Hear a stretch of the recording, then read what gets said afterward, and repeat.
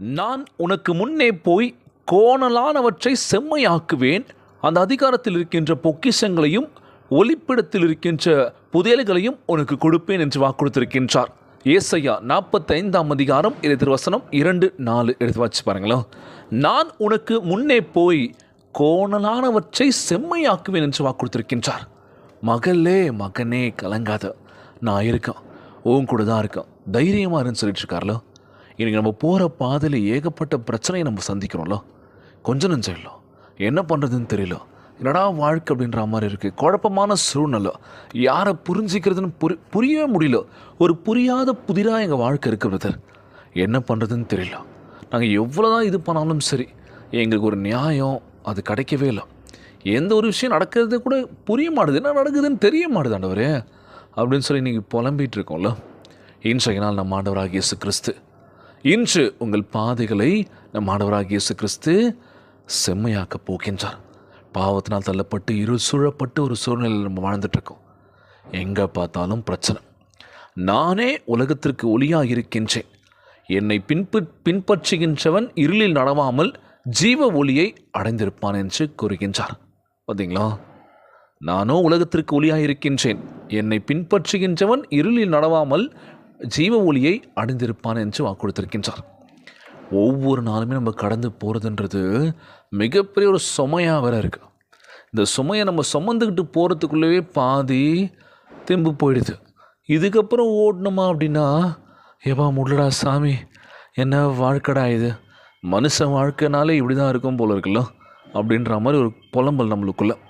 அன்பானவர்களே, உங்கள் வாழ்வில் அப்படியே நடக்கணும் அப்படின்னா நீங்கள் நினைக்கிறீங்களோ, இந்த விஷயம் நடந்தால் அப்பா அவ்வளோ சந்தோஷமாக இருக்கும்னு சொல்லி நடக்கும். அதுக்கு என்ன பண்ணலாம்? முதலாவது விசுவாசம், நம்பிக்கை கண்டிப்பாக இருக்கணும். இதுவாக நடக்க போகுது நீங்கள் நடக்காதுங்க. நம்பிக்கை இல்லாத ஒரு வார்த்தை நம்ம பேசணுன்னா அது நடக்கவே நடக்காது. முதலாவது நான் சொல்கிற ஒரு விஷயம் தான், உங்கள் மேலே நீங்கள் நம்பிக்கை வச்சு பண்ணக்கூடிய விஷயத்தில் நீங்கள் வெற்றி பெறலாம். ஆனால் உங்களுக்கு உங்கள் மேலே நம்பிக்கை இல்லையே, என்னால் இது பண்ண முடியாது. எடுத்ததுமே சொல்கிற விஷயம் இது தான் எல்லாருமே, என்னால் முடியாது பிரதர், என்னால் இது பண்ண முடியாது, முயற்சி பண்ணி பார்க்குறேன்னு சொல்கிறது கிடையாது, எடுத்ததுமே பண்ண முடியாது அப்படின்ட்டாலே எதிராக என்ன நினைப்பாங்கன்னா, இவனுக்கு எதுவுமே வராது, இவன் கான்ஃபிடென்ட் இல்லாத ஒரு பையனாக இருக்கான்ல, இவன் மேலே இவன் நம்பிக்கை இல்லைன்னு என்ன பண்ணுவாங்களாம், வர வாய்ப்பெல்லாம் உங்களுக்கு வர விடாமல் தடுக்கிறது யார் முதலாவதுனா நீங்கள் தான். என்ன பிரதர் நீங்கள் எப்படி சொல்கிறீங்க? நாங்களாம் தடுக்க மாட்டோம். முதலாவது நீங்கள் தடுத்துட்டீங்களே, முடியாதுன்னு சொல்லியாச்சுல, முடியும்னு சொல்லுங்கள், ட்ரை பண்ணுங்கள், பார்ப்போம், முயற்சி பண்ணலாம். யாருக்குமே எல்லாமே வந்துடும் சொல்ல முடியாதுங்க. முயற்சி பண்ணுறேங்க, ட்ரை பண்ணி எனக்கு வந்துருச்சுன்னா நான் இது கண்டினியூ பண்ணுறேன். எடுத்ததுமே நம்ம அக்செப்ட் பண்ணாமல் விட்டது இன்றைக்கி விளைவு என்ன அப்படின்னா, எனக்கு வந்து வாய்ப்பு ஒன்று கிடச்சிச்சு, ஓன்னு வாழ்ந்துட்டுருக்கான், நான் என்ன இப்படி இருக்கேன்னு சொல்லி புலம்புறது தான். ஏன்னா வாய்ப்பு கொடுத்தாருல ஆண்டவர், அதை நீ பயன்படுத்தல, தவறு விட்டுட்டுல. ஸோ கலங்காதீங்க, ஆண்டோடைய வெளிச்சம் உங்கள் மேல் பிரகாசிக்க போகின்றது. உங்களுக்கு விரோதமாக எழும்பும் சத்துருக்கள் அனைவரும் பிசாசின் சகல தாக்குதலிலிருந்து கீழே விழுவான். யார்? பிசாசு. நம்ம போட்டு நசுக்க போகிறோம். என்ன நீ எதுவுமே பண்ண விடாமல் ஒரு பிடியில் வச்சுட்ருக்கല്ലോ, நான் ஆண்டவரை விசுவசிக்கிறேன், ஏசப்பாவை நான் நேசிக்கிறேன், இன்றைக்கி உன்னை நான் போட்டு ஒரு வழி பண்ண போகிறேன்னு சொல்லி சாத்தானின் பிடியில் நம்ம சிக்கிட்டு இருக்கோம்ல, அதிலேருந்து வெளியே வரணும் அப்படின்னா தினந்தோறும் சுபியுங்கள், ஆண்டவர் உள்வாங்குங்க. ஆண்டவரே, இதே கதவுகள் திறந்தே இருக்குது, நீங்கள் வாங்க, எங்களை பரிசுத்தப்படுத்துங்க, நீங்கள் இழந்த அனைத்தையும் அவர் இரட்டிப்பாக திரும்ப தரப்போகின்றார். இன்றே உங்கள் சுதந்திரத்தை பெற்றுக்கொள்ளுங்கள். இயேசுவின் வல்லமை உங்கள் மேல் இறங்கப் போகின்றது. Price Lord. கலங்காதீங்க, சோர்ந்து போகாதீங்க, சுபியுங்கள் முழு உள்ளத்தோடு முழு ஆன்மாவோடு. எப்போ என்ன நடக்குன்றது தெரியாத ஒரு விஷயமா நம்ம வாழ்க்கை இன்றைக்கி இருக்குது. இன்றைக்கி நம்ம நல்லா பேசுகிறவங்கள பார்க்குறோம், நாளைக்கு இப்படி ஆகிடுச்சிங்க அப்படின்னும் போது ரொம்ப கஷ்டமாக இருக்குல்ல.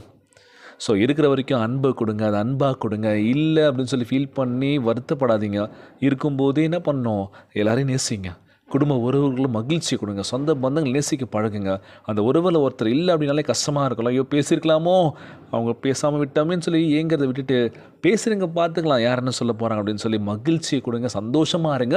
இன்றைய நாள் ஜெபத்திற்குள்ளாக பயணிப்போமா? எங்களை மிகவும் அதிகமாய் நேசிக்கின்ற அன்புள்ள ஆண்டவராகிய இயேசுவே, இன்றைய நாள் வாக்குறுதி வசனத்திற்காக நன்றி ராஜா.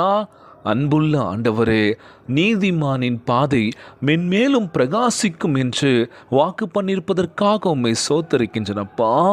எங்கள் பாவங்கள் அனைத்தையும் மன்னித்தருள வேண்டும் என்று செபிக்கிற ஆண்டவரே, உம்மிடமிருந்து எங்களை விலக செய்யும் எல்லா இருளையும் அகற்றுவீராகப்பா.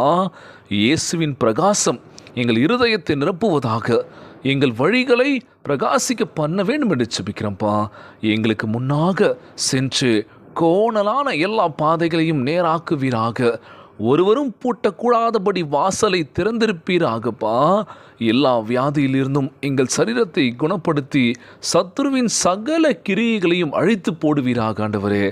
எல்லா பயம் இழப்பு எங்களை விடுவிப்பீராக.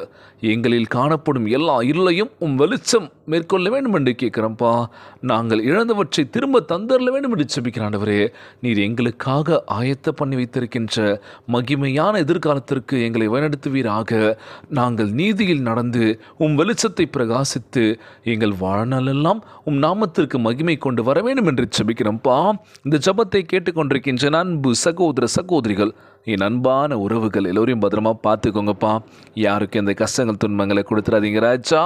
நோய் நொடியினால் அவதிப்பட்டு கொண்டிருக்கின்ற ஒவ்வொரு சகோதர சகோதரிகளை உமது கரங்களால் தொட்டு நோயில் அகற்றி போடுவீராக. உம்மால் கூடாத காரியம் ஒன்றுமே ஆண்டவரே. பலப்படுத்துகின்ற கிறிஸ்துவினாலே எல்லாவற்றையும் செய்ய பலனுண்டுன்னு சொல்லியிருக்கீங்கப்பா. நிச்சயமாய் நாங்கள் செய்யக்கூடிய எல்லா விஷயத்தையும் நீங்கள் உறுதுணையாக இருக்க வேண்டும் என்று கேட்குறோம்ப்பா. நாங்கள் யாரையும் நம்பி இல்லை, உங்களை மட்டுமே நாங்கள் நம்பியிருக்கோம் ஆண்டவரே. எங்கள் வாழ்க்கையை மென்மையாக்குங்கப்பா. எப்போ என்ன நடக்குன்றது தெரியாத ஒரு பதட்டமான சூழ்நிலையில் வாழ்ந்துட்டுருக்கோம்ப்பா. எந்த ஒரு பதட்டமும் இல்லாமல் எந்த ஒரு விஷயம் செய்யும்போது தைரியத்தோடு செய்கின்ற ஆற்றலை கொடுக்கப்பா. ஒவ்வொரு குழந்தை செல்வங்களை ஆசிர்வதிங்கப்பா. உடல் தெம்பும் வலிமையை தர வேண்டும் என்று கேட்குறப்பா. கணவன் மனைவிக்குள்ள ஒற்றுமையை கொடுங்க, சமாதானத்தை கொடுங்க சொல்லி கேட்குறப்பா. குடும்ப உறவுகள் மகிழ்ச்சியாக இருக்கணும் ஆண்டவரே. எல்லோரையும் பத்திரமா பார்த்துக்கோங்கப்பா. இன்றைய நாள் ஜெபம் இயேசுவின் விலையேற பெற்ற நாமத்தினாலே ஜெபிக்கின்றேன் நல்ல பிதாவே, ஆமேன் ஆமேன். இயேசுவுக்கு புகழ், இயேசுவுக்கு நன்றி. மரியே வாழ்க. God bless you all.